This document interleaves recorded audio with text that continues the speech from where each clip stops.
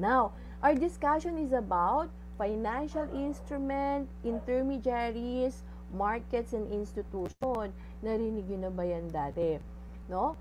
Maganda to kasi baka gusto nyo po, no, in the future, wow, mag-work sa mga examples natin dito. Okay? So, ito na. Simulan talaga natin. Okay, so for this tutorial, no, you are expected to learn financial instruments, financial intermediaries, financial markets, and institutions, di ba? Puro financial. Tapos syempre, business finance tayo no? Okay. Yan, last week po, we have introduced the concept of business finance, no? At syempre, nalaman po natin yung iba't ibang roles ng financial manager. Gusto nyo ba yon in the future? Exciting, no? Challenging, ayan. At malalaman nyo po yung iba pa, no, na ginagawa po natin sa finance. Okay? Kamusta naman po kayo dyan? Ayan, okay. Now, just to introduce financial instruments, these are monetary assets, no, that can be purchased, traded, created, modified, or settled for. Aba, nati-trade rin pala ang monetary assets that we call financial instruments. Okay? Tapos, there are three types. Okay?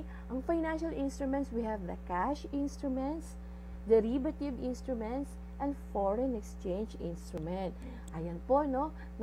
Na-discuss na natin yung mga jargon ng finance, di ba? So, ito na po, ini-introduce ko na rin kayo. Again, sa financial instruments, we have cash instruments, derivative instruments, and foreign exchange instruments. Yan. Okay? So, when it comes to cash instruments, ito po yung influenced by condition of the markets. I mean, kung ano yung feeling ng market, no, dito siya talaga papasok.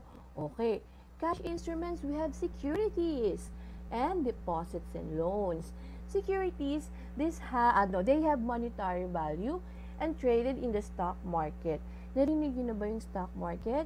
Yan, at the end, no, sa mga news po natin, sinasabi nila kung ano yung naging performance ng ating stock market for the day. Tapos, when purchased or traded, a security represents ownership. Example po nito kasi ito po yung stock na sinasabi natin, no?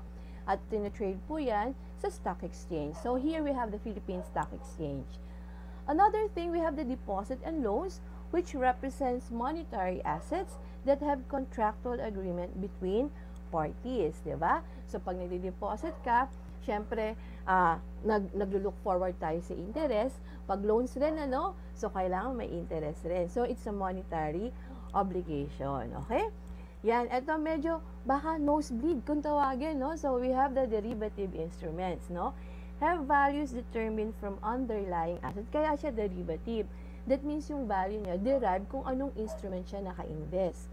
Okay? Such as resources, currency bonds, stocks, and stock indexes. For example, pabigyan ko na kayong may simple example. Halimbawa, sa insurance po, yung gano'n, ano? Ayan, it's also an example of derivative instrument. Huwag po kayong mag-alala, hindi po natin ito i-discuss ngayon, pero ini-introduce ko na po kayo sa mga terms, no? Yung mga different kinds of derivative instruments, no? Malalaman po rin natin to. Meron ditong forward, future, options, and interest rate swap.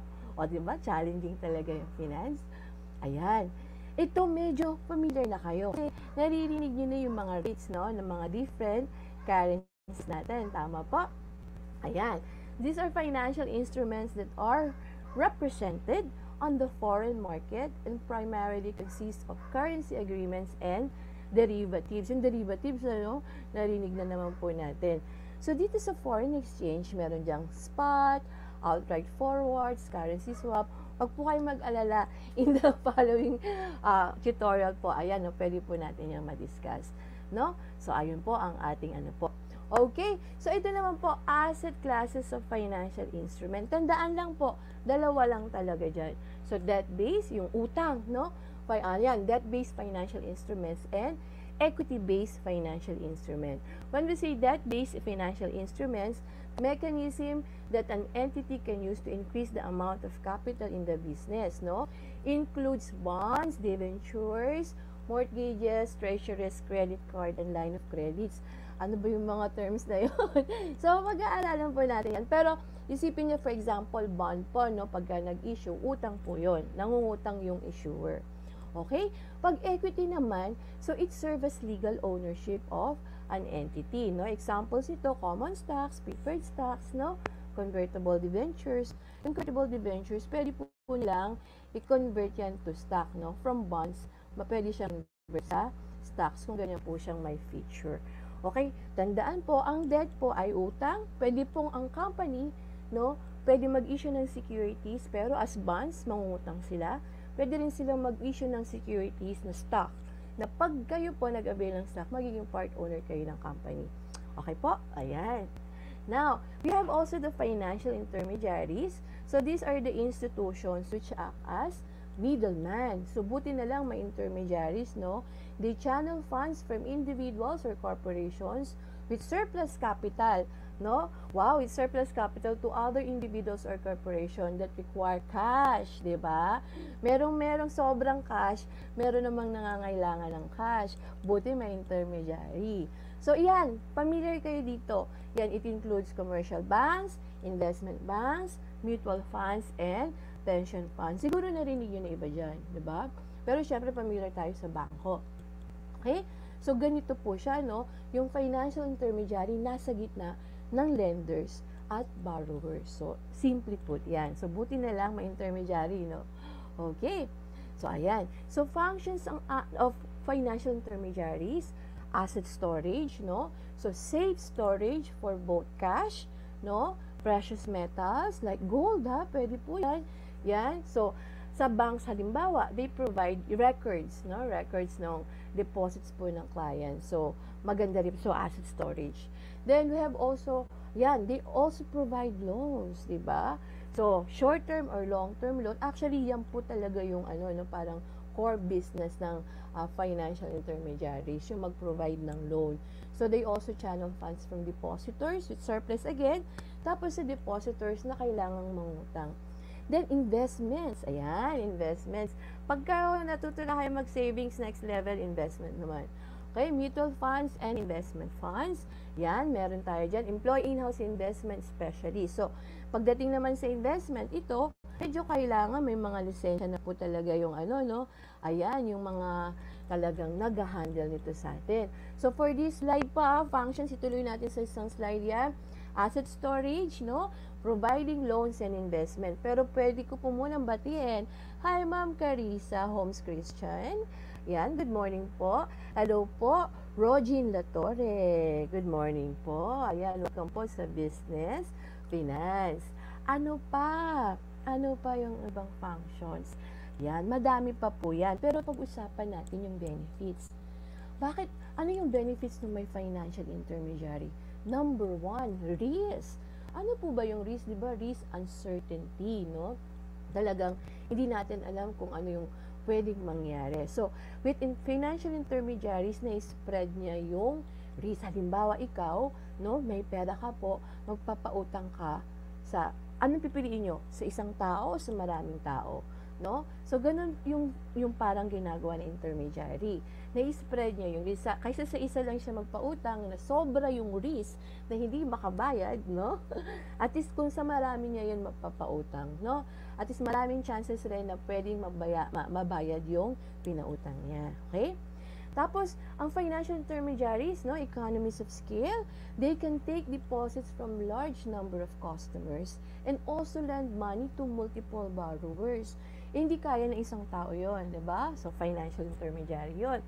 Another one, in terms of economies of scope, ayan, they offer a range of specialized services to clients. Kaya, halimbawa, pag pumunta ka sa bangko, hindi lang savings ang bangko ngayon, no? So, pwede ka na mag-ask ng investment, syempre may loan sila. So, parang nagiging, sabihin natin, one-stop shop, no? Marami nang ino-offer ang ating financial intermediaries. Ayan. Okay lang ba kayo? O kasi baka gusto nyo work. Ito na, pinapakita ko na sa inyo yung ibang intermediaries, ano? Now, ito. Batiin ko muna. Hi, Ma'am Nora Padilla Burse. Ayan. Hello po, Davidson Valieras. Wow, Yums. May nanunod sa ating Yums. Very good. Okay, from Quirino National High School. Yan. And Sir Rafi Cantomayar from Pagangan, no? ES Annex, no? East District SDO Cotabato. Hello, Ma'am Tokayo, Ma'am Rosemary. Yan, from Kapitangan, ES Abukay, Bataan ako. Dati ba kayo nanonood, alam ko. And Sir Reynaldo Omipig, no? Wow, STEM naman. Very good, watching from Aguinaldo National High School. Very good po. Thank you very much for joining me. Kasi lahat po tayo kailangang yumaman, di ba? Lahat naman tayo, syempre, kailangan marunong ng money management skills. Kaya magandang panoorin talaga yung finance, di ba? Kahit hindi ka nasa business, kahit ibang field mo, no? Very important siya. O tingnan nyo po ngayon yung ibang financial intermediaries, no? Types of financial intermediaries. Syempre, pamilya na tayo dyan, banks, no? So, ang banks, license po sila to accept deposit from public, no? And create credit products for borrowers. So, baka meron tayong session na i-identify natin iba't iba kasing klase ng banks, di ba? Meron rin credit union. Ang maganda sa credit union, member-owned. Example po nito, member po ba kayo ng cooperative? Ayan, credit cooperative. Ayan, credit union po yun, no? Nagpo-provide sila ng loan sa members nila. In return naman kasi may patronage refund sila doon. Tapos meron rin mutual funds, no? Mutual funds, pinupool, no? Kasi yung investments minsan po, may mga minimum amount yan, no? Para maka-invest. Sa isang, siguro, normal or regular lang na investor, baka mas malaki. Ang maganda, mutual funds. Yung halimbawa, 100,000, ano? Meron ka sigurong 20,000. Ayan. So, maghahanap ulit ng ibang 20,000 yung fund manager para mabuo yung 100,000. So, ayun yung sinasabi natin, full savings from individual investor. So, kahit sa maliit na halaga, makaka-invest po kayo. Yun ang maganda sa mutual funds. At syempre, meron tayong financial advisors from ating mga insurance companies. No, they are licensed to provide financial services to clients. So, ayan po yung types of financial intermediary. Saan nyo po gusto mag-work dyan in the future, diba? At syempre, kahit ano po, darating yung time, talagang magkakaroon tayo ng transaction sa mga ganito dahil yayaman po tayo. Okay po ba? Ayan. Now, before na natin kung ano, ayan, uy, hi, nako, Ma'am Iram Inaj Cordoba from Quirino National High School. Hello po sa mga taga Quirino National High School.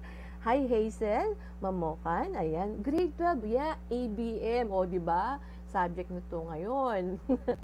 Okay, so na-discuss na natin yung institutions, instrument, tapos yung intermediaries. Ito naman, financial institutions. Sana hindi po kayo malito, no? So, financial institutions, they exist to provide wide variety of deposit, lending, and investment products to individuals, businesses, or both. So, while some financial institutions focus on providing services and accounts to general public, others are more likely to serve only certain consumer. Pwede po yun, okay? Halimbawa po, ay sige, mamaya po, ino natin. So, these are the types of financial institution. Of course, lahat po ng countries po talagang meron pong central bank. So, dito po, we have the Bangko Sentral ng Pilipinas, no? Siya talaga yung banks of all banks, di ba?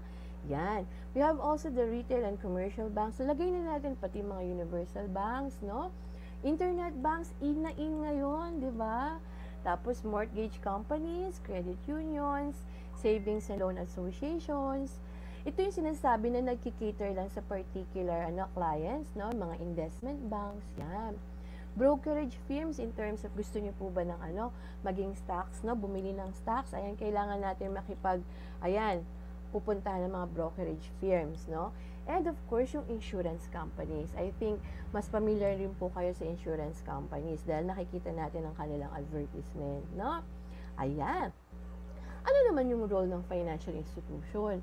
Parang no? Thin line sa role nila sa intermediaries. Ito naman po, medyo mas mabigat ba? Yan. Katulad ng regulation of monetary supply. Ayan, role po yan ng central bank. Okay?